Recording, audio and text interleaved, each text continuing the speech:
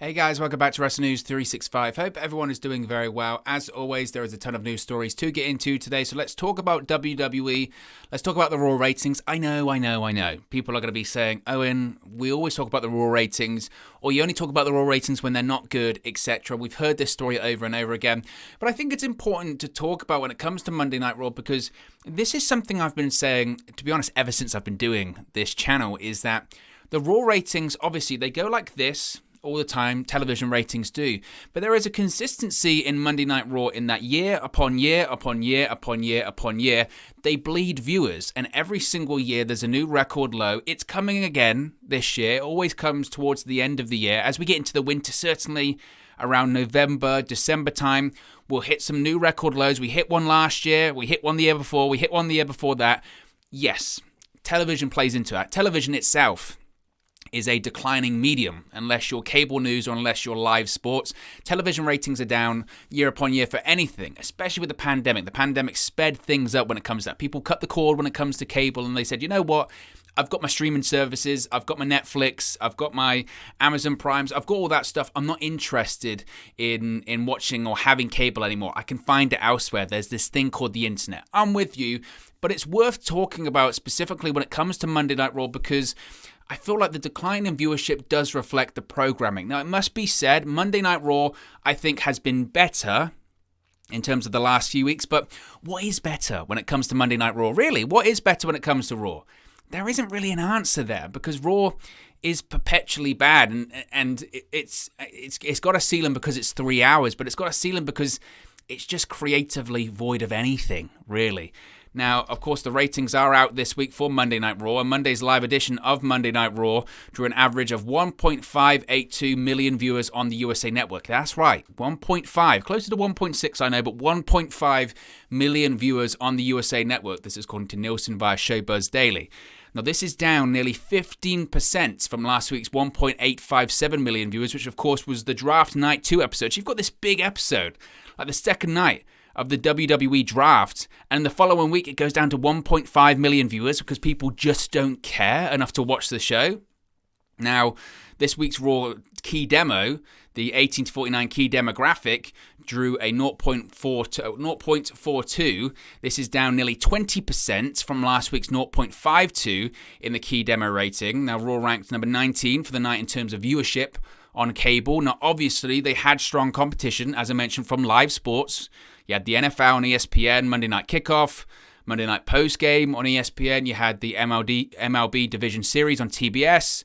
So there's Major League Baseball, there's NFL going on. Again, also, you've got cable news, which is always a strong competition.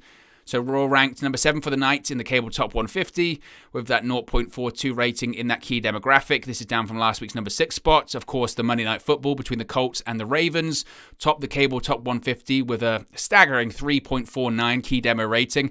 You remember back in the day, and I know it's not fair to compare, it's a long time ago now, but you remember back in the day that Raw used to beat Monday Night Football. In the Attitude Era, that's how popular WWE and professional wrestling was. They used to beat Monday Night Football during that time period, and it's crazy now that just things have changed dramatically. Things really have changed dramatically. Now, this week's Raw, the number is incredibly low. In fact, it's the 6th lowest audience in the show history.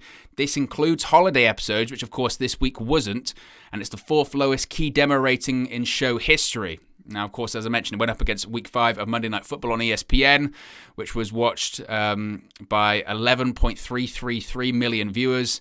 So obviously you had as I mentioned, the MLB and the NBA as well. So there was really strong competition, but it's not a good number. And you can use competition as an excuse, and it is a valid one. Obviously, it's a valid excuse, but it's still not good enough, is it? I think that's the point to be made here. It still is not good enough, and it still is not to the point where it should be for Monday Night Raw. Now, Raw viewership was down nearly 15% from the same week in 2020. So again, year on year, Raw continues to drop. The key demo rating was down over 26% from the same time last year as well. That's Thunderdome era, okay? So the idea of this time last year, we're going, well, once crowds get back and once we get out of the Thunderdome, the viewership will improve and the ratings will improve. Well, it did for a hot second, but now the product really hasn't changed at all. Yes, you've got crowds there, but the product hasn't changed. And it's not good. And not only do the ratings reflect that now, but the audience actually attending the events reflects that as well, because Raw attendance was the lowest attendance since Monday Night Raw returned to the road this past week. Now, Monday's Raw taping was reportedly the lowest attended Red Brand show since the company returned to the road in mid-July. Now, Raw took place at the Chase Center in San Francisco, California, and it was the lowest attended Raw since WWE returned to the road, with fans in attendance on Friday, July 16, according to WrestleTix, the Twitter account. It was noted that the estimated setup/capacity for Monday Night Raw was 4,208 people. The final attendance was 4,031. The arena, of course, can hold up to 18,000 fans for basketball, but that wasn't going to happen. You know, it's not great. It isn't great, you know. But if you look at all the attendances since Raw went back on the road, it's not the lowest by a long stretch, because August 30 in Oklahoma, you had 4,818. Last week in Nashville, you had just over 5,395. But at this point, I know from WWE's point of view, they still want to run these big arenas, even in the smaller markets. But at this point, when does it get to a point where you go, you know what? And I don't mean to turn this into a WWE versus AEW thing, because I know people get angry here. But at what point do you go, you know what? Maybe we don't run those big arenas. Maybe we run these college arenas, these college basketball arenas that can hold 5,000, just from an atmosphere point of view. Because if you've got an arena that can only hold 4,500 people, if you have 4,000 people in there, you create a demand. Like, oh, there aren't that many tickets, so you have to get them quickly. But WWE, I don't know if it's a pride thing or an ego thing, but they've got to have those big arenas just for the status. And again, I guess in reality, it doesn't matter, because they don't really care whether they sell it out or not, because the money's already in their pocket, right? And when it comes to the television rights fees, it's not a good look, is it? Certainly. And I mentioned this before. When just before Raw went back on the road, or WWE certainly went back on the road. I mentioned this before, that I could not wrap my head around someone that would be willing to pay their hard-earned money to go watch an episode of Monday Night Raw. And I don't mean that as this massive diss against WWE. Honestly, I don't. I don't mean it as WWE's terrible, you should never go and watch them, because I understand as a fan. I've been to pro wrestling shows before live, and watching it live in comparison to watching it on television is so different. Watching an average show live comes across as great because it's the live experience. When you're watching on television, an average show is just an average show, or it's a bad show. You can watch a bad show live and you're like, well, you look, what I was watching wasn't great, but the experience, being out with the crowd, the trip, the arena, the lights, the pyro, etc., it's fun to watch. I get that, but I mentioned it before. I just don't know who would do that. Why would you do that? Especially in the current era that we're living in right now, not just with the pandemic, but finances, etc. And I think it's going to start to reflect that. Now, let's move on and talk about Raw. This doesn't really have anything to do with it, I don't think. I've seen some people drawing comparisons about this. I think actually, if anything, it has something to do with something else, because a lot of people are making comparisons now, because Roman Reigns has been announced for WWE's debut event at the UBS Arena in Long Island, New York, which of course is a Monday Night Raw event. Now, how is the Universal Champion from SmackDown going to be on Monday Night Raw in November? People are going, look, see, because the ratings are down, because the attendance is down, they want to have Roman Reigns in there. That's partially true, I think. Partially. But I think it does have something to do with AEW, and we'll talk about that in a second. But the UBS Arena will officially open on Saturday, November 20th, and WWE will run their first show at the venue 9 days later for a live edition of Monday Night Raw on November 29. Now, WWE announced yesterday that Reigns will be appearing on the Red Brand show that night. Now, there's no word yet on if the Usos are going to be there, the whole bloodline, etc. is going to be at that event. Now, the Raw episode will be held 8 days after the Survivor Series pay-per-view on November 21st in Brooklyn. How they're going to tie that in, who knows? But of course, AEW will then make their debut at that venue on Wednesday, December 8th for a live edition of Dynamite. Now, the reason why I say I think this does have something to do with AEW is because, of course, the AEW tickets went on sale before Monday Night Raw, and to this day, they are selling significantly better than Raw. More AEW tickets have been sold. There are far less tickets available for the AEW show than was for the Monday Night Raw show. Obviously, WWE hates that. They hate that. They can't stand that in the same building, AEW has sold more tickets. As I mentioned, AEW's tickets went on sale a bit earlier, and by all accounts, the price point for the AEW tickets is lower. Not significantly, but it is lower than WWE. So people I think are looking at this. If they've got a decision to make, that market in Long Island, they're going, look, if I can only attend one show, they've got Raw, you've got Dynamite. If I can only attend one of these, which one would it be? And the fans are speaking. They've chosen to attend Dynamite. Why? Probably because it's a bit cheaper, but also I think because it is a better show. There is more momentum about it.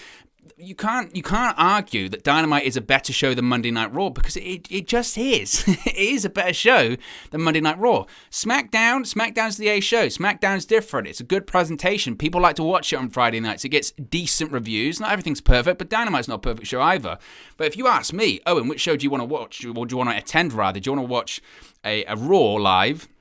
Or do you want to attend a Dynamite? At the moment, I would say I want to watch a Dynamite because I can see Bryan Danielson, I can see CM Punk, I can see Jon Moxley, I can see Darby Allin, I can see Kenny Omega, the Elites. The list goes on and on and on. Raw, I can watch Big E for the WWE Championship. That's fun. Maybe Edge is going to be there. Seth Rollins, Becky Lynch, I guess. But if you throw, you're going to see Roman Reigns there. People might go, oh, okay, I want to see Roman Reigns because he's the biggest thing they've got, WWE right now. So there's several factors that play into that. Obviously, as I mentioned, the ratings do play into it because they're going to continue to go down, especially as we get closer and closer to the end of the year. Obviously, the attendance plays into it because the attendance, I don't know where the next week's show is, but this is going to happen again, especially now that the novelty, I guess, of going back to watching an event live has worn off. And three, AEW does play a part into it because WWE's, they want to sell out. Of course they do. And they don't want to have AEW, which isn't competition, by the way. They don't want to have them outdrawing them in the same venue. So it's very transparent what they're doing. And again, I don't bash WWE for doing that. In the same way that I don't bash WWE for counter-programming AEW on Friday with that extra half an hour. Now, AEW have since counter-programmed WWE, and that's the back and forth that we're living in right now. But I don't blame WWE for that. I don't. You know, it's smart. It's business. You know, they've got a reputation to live up to. They've got perception to keep. But it's just funny, in my opinion, that, again, they're not competition, remember. AEW isn't competition, which is always interesting to see. Let's talk about NXT. We have a new NXT North American champion, which everyone assumed we would get, but it's not the NXT North American champion we thought we were going to get. Now, Carmelo Hayes is the new NXT North American champion. Now, last night's NXT 2.0 episode saw Hayes defeat Isaiah Swerve Scott to capture the championship right after Swerve retained over Santos Escobar in the main event. Now, the main event saw Hayes and Trick Williams come to ringside to help Swerve after Raul Mendoza and Joaquin Wilde interfered. The storyline was that Hit Row had been abducted by Legado del Fantasma earlier, so Swerve was on his own. But after the match, Hayes and Williams joined Swerve in the ring for a post-match celebration, but Hayes attacked Swerve and cashed in his 2021 Breakout Tournament contract for a title match of his choosing. Now, I have a few feelings on this. Look, everyone knew that Isaiah Swerve Scott was going to lose the North American Championship. He's going to SmackDown. Hit Row are going to SmackDown. I don't think anyone had a problem with Santos Escobar winning that match. And I genuinely don't. Look, obviously, WWE has plans for Carmelo Hayes. That's why they had him win that breakout tournament in the first place. A couple of weeks ago, they'd obviously pegged him to be challenging for the tag team championships. That's why, of course, you've got Williams with him, obviously. But I really think they just did it because they wanted to try and, shock the viewership, and they wanted to try something different. Isaiah Swerve Scott is still the worst NXT North American champion pretty much ever, in the sense that he defended it technically twice, I guess they can say. Technically, he defended it twice. But look, NXT at this point, it's a developmental show. And I don't mean that as a bash. I really don't mean that as a bash. It's just a different show at this point. Is Carmelo Hayes ready to be the NXT North American champion? Myself, I would have preferred it to be Santos Escobar. Where does this lead Santos Escobar now? Does he challenge Carmelo Hayes for the North American Championship? But he won't win, because if they wanted him to be North American Champion, he would have won it last night. Santos Escobar, for me, is ready to be on the main roster, but given that we've just had the draft, doesn't look like that's going to happen anytime soon. So unless he's challenging for the NXT Championship, Santos Escobar versus Ciampa, I don't know, maybe Bron Breakker. I don't know. So I don't really know how to feel about it. It was just a case of I felt that Escobar winning was the right move, even though it was predictable. But I mentioned yesterday, sometimes WWE, even though the right move is there in front of them, they will go in a different direction just because they think it's predictable. Or we're going to give them something else. Even though it doesn't make a ton of sense, we're going to go in a different direction. So Carmelo Hayes, new NXT North American champion. We have some more new superstars coming soon to NXT. As I mentioned, it's a full-on developmental show. One being Solo Sikoa is set to make his NXT 2.0 debut soon. Last night's show featured a coming soon teaser vignette for a new superstar named Solo Sikoa. Of course, Sikoa is the younger brother to SmackDown Tag Team Champions The Usos, and he's actually the younger son of WWE Hall of Famer Rikishi. Now, he was signed by WWE in the August Performance Center class and was previously known as Joseph Sefer Fatu. Now, there's no word yet on when he's going to make his official debut. I would think, given his relationship with the Usos and therefore Roman Reigns, I wouldn't have been surprised if he skipped NXT 2.0. Obviously, that's not going to be the case, but eventually he'll go to the main roster and eventually he'll be with them because he has to be. Now, it'll be interesting to see if they acknowledge, pun intended, but if they acknowledge his lineage and if they acknowledge that he is the younger brother of the Usos, because if they don't acknowledge that, then obviously they're not going in that direction. But if they acknowledge it, then you would think he's going to eventually show up on the main roster and be part of the bloodline, right? The whole deal there is family, and you've got a family member in NXT, it's just a matter of time, right? So we'll wait and see what they do with him. Speaking of a new character, we got a mysterious vignette during NXT 2.0 last night, hinting that a new dark character is set to debut in NXT 2.0 at the Halloween Havoc special on Wednesday, October 26th. Now, last night's NXT 2.0 episode featured a teaser vignette for a new mystery superstar to debut at Halloween Havoc. The video featured a person digging into the ground with a shovel. It said, "I will bury the past so I can start again." Now, at the moment, it must be said at the time of recording, maybe this will change, but at the moment, we have no idea who this new vignette is for.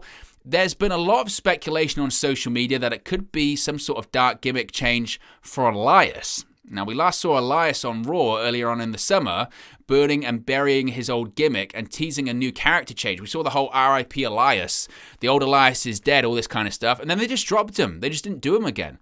We don't know what happened to Elias. He did just die and vanish. But maybe he's coming back in NXT. It's difficult to tell by just like the legs there, so we don't know if that's Elias. Elias going back to NXT 2.0. Look, if it could, I think, in my opinion, look, again, this is a developmental show at this point. I think Elias is above developmental, in my opinion, especially when you've got like a SmackDown roster, which there is just no top stars in there. And I don't know if Elias can be a top star, but going back to NXT would be a strange move considering the direction that they're going in for that brand right now. But maybe that's the case. We saw Mandy Rose go back. Maybe we can see Elias go back and just try out something different. Elias going back to NXT would just be very odd to me. Very odd, considering that he was in NXT before, obviously, and if anything, he was nowhere near as successful in NXT as Elias Sampson as he was on the main roster as Elias. He's over on the main roster. Ironically, people were saying, myself included, that with fans coming back, finally Elias was going to get back into being featured again and being featured in big spots because his gimmick rather was so reliant on crowd interaction. And of course, they didn't have that for like 18 months. Now that they're back, he's gone. He's gone, and the old Elias is dead. So I don't know what the plan is. If it is Elias, I mean, I guess Halloween Havoc would be the perfect place for him to re-debut a dark character. Being back in NXT would certainly be interesting. So we'll wait and see. We'll wait and see what happens with that one. But I'm curious. Everyone loves a mystery, right? Everyone loves something a bit different. This was certainly different. Harland had a bizarre moment with Joe Gacy after attacking Tommaso Ciampa on NXT 2.0 last night. Now, as noted previously, Parker Boudreaux made his NXT 2.0 debut appearance last week, sporting a new bold look, staring down Joe Gacy from the crowd. Now, last night's show opened with Gacy taking on Ciampa in a non-title match, with Gacy earning a spot in the Halloween Havoc NXT Championship match between Bron Breakker and Ciampa if he won. Now, Harland was shown on camera watching Ciampa versus Gacy a few times. The match ended with Ciampa winning clean in the middle of the ring, but after the bout, he stood at ringside but was attacked out of nowhere by Harland. The big man floored Ciampa and held him down by the throat. Gacy ran over to check on Ciampa, but Harland also grabbed him by the throat, and then this is when it got really weird. He stared at Gacy for a while, holding him away by the throat, until Gacy began slowly to caress Harland's face. I'm not exaggerating, like this. It was like this. A disturbed Harland let go and ran away, allowing Gacy to move towards Ciampa to check on him. Ciampa shoved Gacy away and went to the back, leaving Gacy looking up from the ground with a crazy smile on his face. This is obviously a storyline going somewhere. It's bizarre, and I don't know if it's in a good way.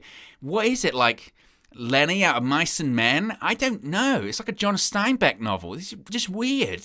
Just weird. I mentioned the new look for Parker Boudreaux, Harland as they're calling him, was bizarre anyway last week. It's like a modern day Gene Snitsky. And I guess that's what they're trying to go for, this sort of psychopathic, deranged monster, but he had a bit of human contact by Gacy, who I suppose can kind of control him. This woke superstar can control this monster. It's just weird. It's just weird. The look alone is weird, but he can be controlled by Joe Gacy, who strokes his face. I mentioned it's like Lenny out of Mice and Men. I don't get it. I really don't get it. I'm willing to see how it plays out, but it's just weird. Just so weird. But I guess that's what's going to get the young audience in, right? They want a younger audience for NXT. That's what it's going to be. Bald men being stroked in the face by someone that's meant to be a woke superstar. I don't know. I really don't know. But look, guys, as always, it's just more man's opinion. What are your thoughts on all of these WWE news stories spoken about today? Let me know your thoughts in the comment section below. I'll do my best to respond and reply to all of your comments. Really enjoy interacting with you guys, talking about WWE, AEW, Impact Wrestling, New Japan Pro Wrestling, all things pro wrestling here on the channel. So be sure to get involved in the community. Drop a comment below. All opinions are welcome. If you have enjoyed this video, please do smash a like on the like button too. Really does help us out here on YouTube. Got the rankings and get into people's recommendation feeds if they haven't seen our videos previously. But most importantly, if you haven't already, please do subscribe to Wrestling News 365. You can do that by clicking the bottom right hand corner of the screen right now. Or if you wait a few seconds, there'll be a subscribe button at the end of this video along with another video for you to watch. Thank you very much for watching, listening, streaming, or having come across this video today. And I'll speak to you again very, very soon. Hey guys, thank you for watching, listening, streaming, or however you come across this video today. Be sure to click on the video on the right there to watch our next video, or click the bottom there to subscribe, or the bottom right hand corner. Thank you very much, and I'll speak to you again very soon.